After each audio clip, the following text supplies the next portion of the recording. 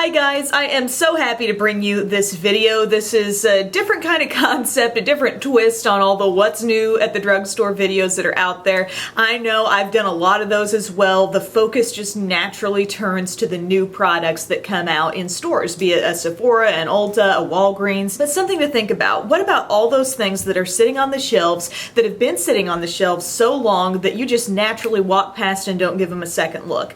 Those are the kinds of things that I want to talk about in this video. I want to talk about the things that I feel are very underhyped, the things that go under the radar very often. This is kind of like a hidden gems at the drugstore type of thing, but the focus really is on those products that have been in the drugstore for a long time. They've not yet been discontinued, they've been sitting on those shelves, and I just don't hear them talked about much on YouTube. Now, the first thing I'm going to point out, this thing is a long-standing product that I know has been talked about a lot on YouTube, more so a few years back than right now, but I'm just going to throw it out there in case anyone asks. The foundation I am wearing is the Revlon Color Stay, just the plain old liquid in the bottle. I just thought in honor of this video I would pull out a classic foundation. Fresh beige is like the perfect shade for me, and I just feel like on well moisturized skin, this particular foundation, it really looks fresh, it lasts a long time. There's a reason why so many people at some point in time or another have fallen in love with this foundation. So I'm not going to go on and on because I do feel like this is one of the products that has received a lot of hype over the years,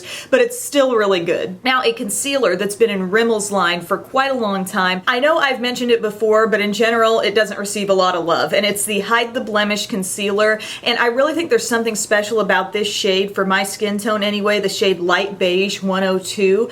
It's just perfect for the under eyes and any blemishes. I concealed 3 pretty good sized zits on my face with this today, and I'm not sure you could pick them all out because this really did a good job. It's just nice coverage, really smooth, but with a lot of concealer sticks, if you told me, okay, I'm gonna just swipe that up on my under eye area as well, I'd hesitate to do that because so many of them are so dry and so thick, but this one really glides on easily. I use no salmon-y corrector alongside this. Actually, when I look at this shade, I think it's kind of like a really light peach, and it just works for me. And while this is called Hide the Blemish, right there on the packaging it says feel free to use this anywhere on the skin, so I think that's a really top-notch stick concealer. I have been trying loose powders like they're going out of style lately because I have fallen in love with one that happens to be really expensive. I talked about it in the Emily Awards, and shortly before that, it's the By Terry Hyaluronic Hydra powder. It's a $60 loose powder that sets the under eye like nobody's business. It looks just undetectable,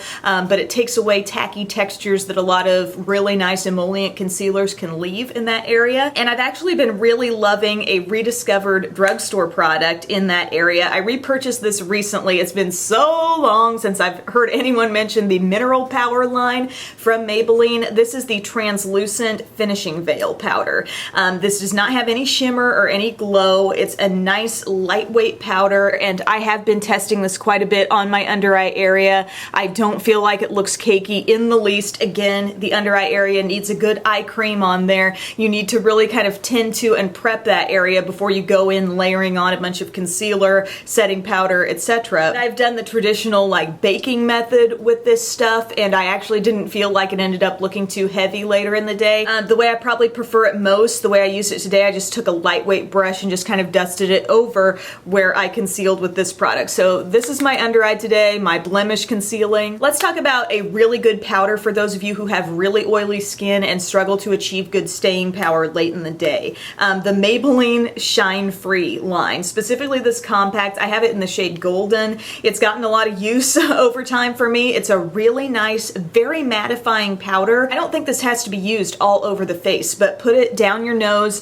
forehead, sides of the nose, wherever you feel like oil really shows up on you. It does come with a puff. Mine is long gone, but this is the kind of thing that could work as a touch-up powder. But even if you just find yourself occasionally oily, maybe you're just a combo skin person, start your day with this, and I think you'll be pretty surprised at how long you can wear it and not feel like you're getting oily. Got a couple blushes to talk about. These are the kinds of things where I feel like if they were maybe repackaged, renamed, re-released to the drugstores, I think people would clamor for these. And then once they got them home, I believe they would rave about them. But because they've just been sitting around in the same old displays for a long time, they're just older products, they get no hype and they get no love. And I'm talking about the Covergirl Instant Cheekbones blushes. They're like blush trios. You get 2 blush shades and a highlight in them, and I absolutely love these. I don't even know where to begin. The glow that they give the skin, they're nicely pigmented blushes first off, and both of these trios, there is just a little bit of a satin finish on the blush shades, and I think it looks gorgeous. I'm wearing this shade called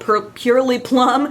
Actually, I just think of it as a nice trio of cool pinks, and I'm wearing this shade right here on the apple of my cheek. That's what's giving me that really fresh, like just in from the cold type of color. There's a deeper shade that you can work in, and I think deeper skin tones would really enjoy these because you can kind of mix in here and add as much or as little of this deep shade as you want to. I'm not literally contouring my face with this shade, but I am wearing it just a little bit deeper. Like I've got that darker shade here, and then on the apple of my cheek I've got the brighter one. And then this highlight. The highlight looks so fresh, so luminous. This other trio I've been holding up is called Peach Perfection. If you've been a longtime user of the Pretty Peach Cheekers blush, this would be the Instant Cheekbones trio take on that. And so you're getting a little bit warmer highlight shade. You've got this deep peach color to work with, and then like I said, the Purely Plum, deeper pink, medium pink, and then this really light pearly pink highlight. Yes, David, I'm not letting that brush fall out. If you do decide to go out and try these, tell me which shades did you pick up. There are more shades beyond just these 2, and show me some pictures. Talking about eyeshadows, I wasn't sure how far to go with this section because I feel like I could talk on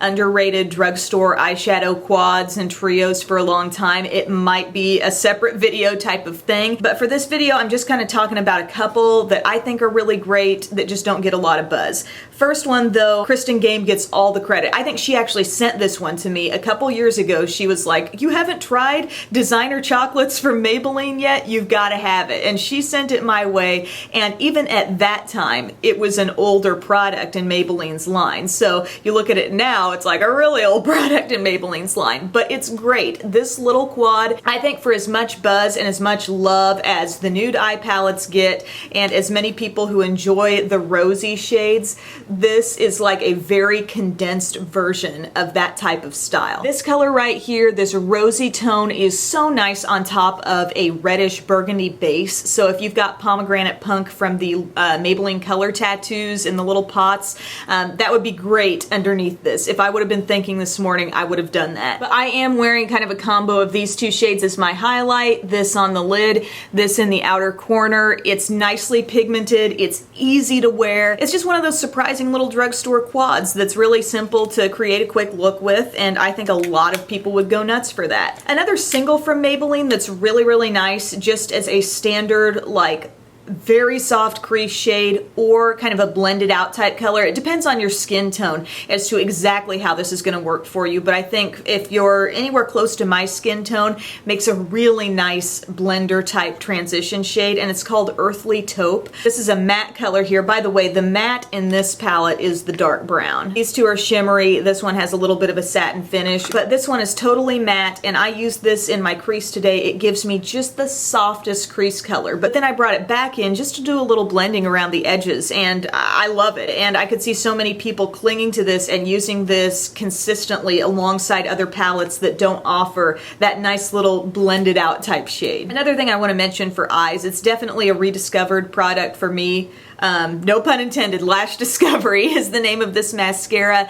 Tiny wand, great for the lower lash line. My Covergirl Clump Crusher Water Resistant kind of started to just take over for this in that role of doing the lower lashes, but I really like this and I'm going to pull it back in more. Maybe in the summer months when staying power is even more of a challenge in that area, I'll let Clump Crusher Water Resistant do that job, but in general, I don't have smudging and smearing with this mascara on my lower lashes. The brush makes it so easy to just get each and every one. So if you've never tried this, I think it's going to be very refreshing for you because there are so many mascaras that come out these days that have brushes that are probably like 3 to 4 times the size of this little guy. So when you get this in your hand, you're going to be like, I can get everywhere with that. It's really nice. Liquid lipsticks. hitting the market like crazy. They're all over the place. But what about the OG liquid lipstick? I'm talking about Covergirl Outlast, folks. This has been around for so long. My mom, it's her favorite kind of lipstick to wear because it completely stays in place. It does not feather outside the lip line. It's a liquid lipstick that you basically paint on, but then there is a balm that's designed to go over the top. And the idea is that everything stays in place, but you still got that comfortable kind of creamy feel that a classic cream lipstick would give you. And it's kind of unique that this works on top of this because with a lot of liquid lipsticks that are out there these days, you add an emollient balm on top of it, the staying power immediately breaks down. It's like you've re-liquefied the liquid lipstick, but that doesn't happen with this product. The shade I'm kind of gesturing with, it doesn't say it on here, so I kept the packaging. It's called Wine to 5, and it's like a deep rosy shade. There's nothing particularly wine about that to me. This is just a straight up creamy shade. You've got to kind of look closely at some of these if you try to stay away from shimmer, because some of these will sneak a little shimmer into the liquid lipstick. And then, like I said, this is just a balm. You put this on, you let it get completely dry, and then you can slather the balm on top of it. Who is this for? I would say it's for the people who want the hardcore staying power that a lot of liquid lipsticks attempt to give you, but you don't want that just completely dry, parched feeling. So you've got that balm that you can reapply. A couple of tips with this. I would say exfoliate your lips for sure before you use this. Otherwise, flaking is going to be highly likely, I think, with a product like this. Also, try to go with the thinnest application possible. The thicker you cake this on, the more you're going to just feel it on the lips. And that might be one complaint about this, is that I don't feel like it gets completely weightless at any point. Even with the balm on top, I can still tell that this is on my lips, and you don't want to be like biting on your lower lip or doing anything like that, because it can kind of pull the product away from the lips. So exfoliate, put this on as thin as possible, don't mess with it, keep your balm applied later throughout the day, and that's how I think you can get the best result out of Covergirl Outlast. But it's been around so long, and it's kind of funny to see all these other liquid lipsticks hitting the market kind of claiming to do what this does. Last thing, this is a lip product from Covergirl's Continuous Color line, and this isn't a whole line of lip colors that I would say is so remarkable, like they're loaded with great shades or the formula is like above and beyond outstanding. It feels a lot like a standard Revlon Super Lustrous lipstick to me, and I was thinking about including some of those in this video, but I thought, you know, I hear about those a little bit more in the makeup conversation, at least here on YouTube. Covergirl Continuous Color, never hear anybody talking about this. This is the shade called 550, and I do think this is that cool mauve that a lot of people are after these days. It's a hot shade encapsulated in an old product in the drugstore, and so that's what I'm wearing today. I love this shade. It's that pretty cool dusty rose. There's no shimmer in this. I know there are some shimmery shades in this line because I think when I was about 15, 16 years old, those shades were my jam. If you could find me a brownish shimmer, that was my color. But this shade, I think the color is just fantastic, and it really does feel comfortable. It's just a classic creamy lipstick. I think a lot of people would love this shade. So that wraps up my What's Old at the Drugstore video. Things you might have overlooked. Not saying everybody's, you know, missed these things. I'm sure some of you love certain things that I've mentioned in this video. But in comparison to a lot of the brand new things that get raves all the time on YouTube,